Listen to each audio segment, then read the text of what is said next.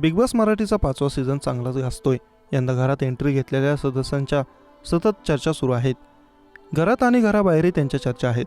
Social मीडियावर तर काही स्पर्धकांना अफाट प्रेम मिळतंय, तर काहींना ट्रोल देखील केलं जातंय.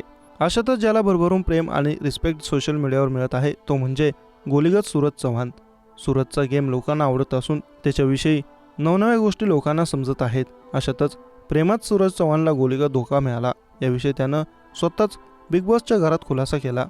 सूरज चव्हाण निक्की तांबोळीसोबत बोलताना दिसत आहे. यावेळी सूरज प्रेमात धोका मिळाल्याचं सांगतो. ती मला सोडून गेली असं म्हणत सूरजने थोडक्यात स्टोरी सांगितली, जी सध्या चांगलीच व्हायरल होत असून सूरजविषयी लोकांचा आदर आणखीच वाढला.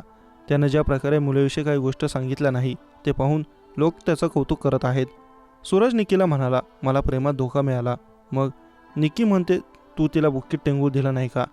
तर सूरज म्हणतो, माझ्यासोबत चांगली राहायची, बोलायची, चालायची, पण तिला दुसरा चांगला गोरापान मुलगा मिळाला. मग ती मला सोडून गेली, मला गोलीगत धोका दिला. पुढे सूरज म्हणाला, मला खूप राग आला. मग मी ठरवलं स्वतःच काहीतरी बनवणार आणि असला मोठा स्टार झालो ना.